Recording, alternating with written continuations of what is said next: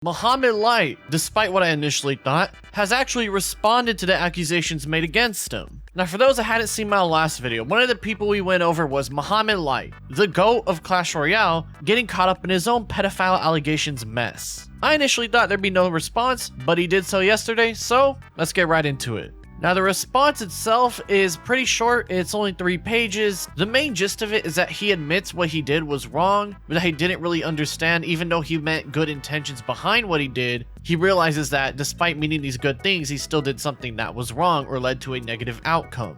I do recommend going to read it yourself when you get the chance, just go to his Twitter account. But one thing I did notice while reading this is that AI was very much used in order to write this. Now I know the dude is Egyptian, so I don't know how good his English is on paper other than through like texting people and whatnot. But like, let me read this part out for you. One thing I've realized through all of this is that intentions aren't everything. You can genuinely mean well and still make mistakes. You can care about somebody and still handle things the wrong way. That's probably the hardest part for me to accept because for a long time I looked at my intentions and thought that was enough. It wasn't. These last couple weeks have forced me to take a hard look at myself. I've never been through anything like this before. For years, I've been used to people judging me based on my gameplay, my performances, and my results. I've never had my personal life put under a microscope like this. And honestly, it was embarrassing.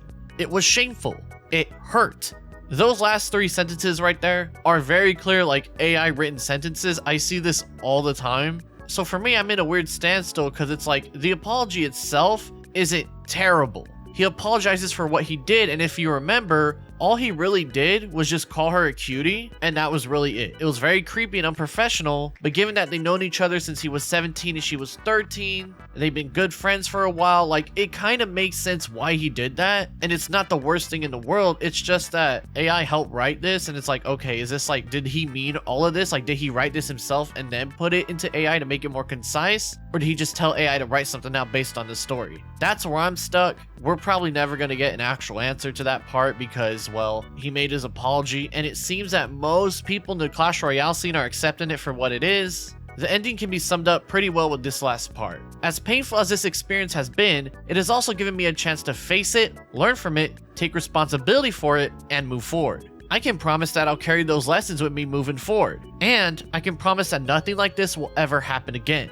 I can't change the past. I can't take back mistakes I've already made. All I can do is learn from them, become a better man because of them, and make sure I never repeat them. To everyone who has supported me throughout the years, thank you. To everyone I've disappointed, I'm sorry. And to everyone who took the time to hear me out, thank you for listening. So he admits what he did was wrong, and a lot of people, it seems to mostly be in his favor. A lot of people are accepting the apology and whatnot, you know, thank you for owning up to your mistake, blah, blah, blah. But I want to get the reactions from the 2 most important people, which were Matt and Nate. Now Nate would respond with, "You didn't need to make an apology, but you did. At the least, I can respect that. You took accountability. You're right when some people have made up their minds on what kind of person you are, but everyone can change. It's a double-edged sword at the end of the day. He would have gotten shit whether he apologized or not, whether it's sincere or not, lol. That's how the internet is." Now, it's pretty ironic to see this guy, the guy who threatened to come out with these allegations to begin with over a petty Twitter argument, be like, you know what? Yeah, man, you took accountability, blah, blah, blah, and seemingly like going along with this in a positive way. I don't know. I think it's pretty funny.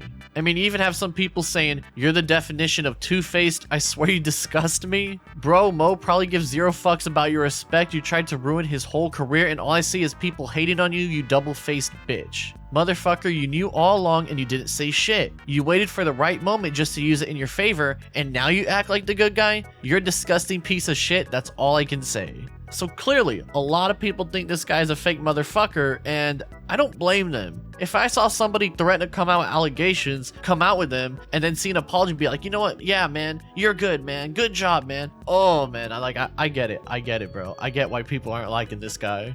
Now, Matt is a lot more straightforward with his disapproval. Dogshit GPT'd apology. If you want to apologize to your fans, at least have the decency to write it with your own hands. Sorry ass apology. 2 pages of LLM written one-liners trying to fix your image and paint yourself in a better light compared to 1 paragraph addressing the girl. This document that you call a statement is completely pathetic, but who am I to say this? It wasn't me or any of the community that you hurt. It was the girl herself. Time and time you've proven again that your words are empty and that you have no remorse for your actions. Heisenberg, the one guy that Mohamed Light had been working with to mentor, would chime in and say, it has grammar errors and you're claiming AI, which is pretty ironic based off that sorry ass document you made. Nothing but AI. At this point, you're exposing your obsession with him. I didn't even notice the grammar errors. It's the style of writing, but to be fair, I wouldn't expect someone who never got proper education to be able to identify LLM written writing by the eye.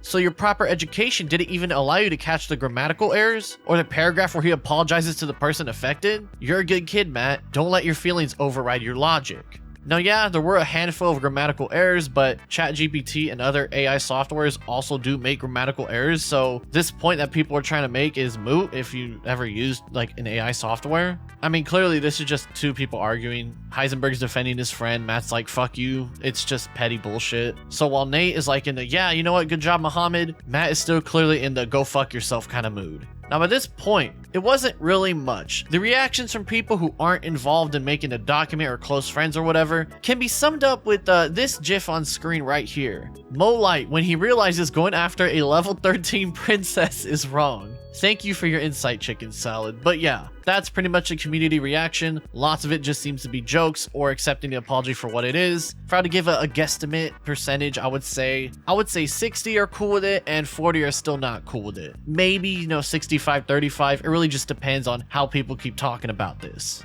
Now initially, this story was done right here. I recorded my audio, went to editing, but I thought to myself, you know what? Let me see if anything else might have come out on either Matt or Mohamed or Nate's Twitter. And lo and behold, H herself would come out with her own document just a couple of hours ago. Now her document is longer than Mohamed's and it's basically telling her side of things, such as revealing that all this stuff that came out, she didn't even allow it. It was other people who came out with it on their own accord and didn't even get her permission. So yeah, now we know that, which in most cases would be pretty bad, but thankfully she seems to be okay. She doesn't say whether he groomed her or not, which to be fair, it's still kind of up in the air depending on who you talk to. She would confirm that they met when he was 17 and she was 13, that they were good friends for a really long time, and then that it was in July of 2025 when he confessed that he had a crush on her. She would reject him, and then she would notice that after this, he would start to instigate fights by lashing out over her over stuff they already apologized for, or ghost her, like trying to make her feel bad. Also, despite the rejection, he would still try to flirt with her, but she does clarify that he never asked for any photos from her at any point in time at the very end of the paragraph. She said she didn't really know what to do when he started flirting with her, as she couldn't tell if he was just being kind of sensitive or was actually like really into her after all this. And then says while she did go to the Atlanta Clash Royale event, they only met for about 10 seconds as he had to go backstage after shaking her hand and saying hello. She talks a little bit about how she mentioned this to her friends and they were like, oh, this is kind of weird going on, blah, blah, blah. Says in March 2026, they were still cool, so she bought him a gift, which was a mug and a bomber because he was known as the best bomber player in Clash Royale, and that he would send her a gift back, with that being chocolates, AirPods, perfume, a hoodie, and a keychain. Nothing entirely weird. She does say she didn't feel super comfortable accepting the gifts, but also says that she doesn't feel comfortable receiving expensive gifts like that in general, so it was just kind of like whatever. Then she says between December 2025 to June 2026, when the allegations came out, not once did he ever make any advances towards her, and in fact talked about another girl that he was seeing at the time, and then the whole June situation comes up. She says that Nate didn't actually know about these allegations and the threat he made was literally just a vague threat at most. It's really mostly just small explanations on her point of view and whatnot. She even says right here at the end, honestly, I don't really think I'm a poor victim, but people keep telling me I am. Maybe that's true, maybe it's not, but I don't feel like I got emotionally manipulated or anything like that. I led a relatively normal life and Mo and I never got into a relationship. Other than people not turning out to be who I thought they were, I haven't been affected much. I don't really wish for this situation to get dredged up further. I've already moved on, I'm going to college, and I've pretty much forgiven everyone involved. I'm just posting this because I see a lot of misconceptions flying around and I want to correct it. I heard Mo apologized. I've already moved on. I'm still gonna share this because I feel like both sides have to be heard to get a full picture of the situation. But yeah, so far, it's kind of just one of those situations where at the end of the day, it's not good, but it's not the worst thing that has happened. It really just seems like for a small moment there, Mo just tried to hit on someone that was his friend. He just didn't take into account the age gap going on and how that can make him look bad. It's very complicated because again, they did meet when he was 17 and she was 13, and they were friends for so long. And at that, she doesn't really feel herself that he did anything bad. She just feels like he had like a moment of weakness, you know, during a time when he was alone or whatever. Unless something new and crazy comes out about this, Mo will probably be fine with his career. This will always hang over his head, and there will always be people who mention this for the rest of his life playing Clash Royale and probably any other game he moves on to. But in terms of fully losing his career, that's probably not going to happen. Remember to check the description down below so you can give me an email so I can cover any other video ideas you might think are interesting. But yeah, I think at the end of the day here, unless something else crazy comes out, it's safe to say Mohamed will be fine with his career and everybody's going to be moving on.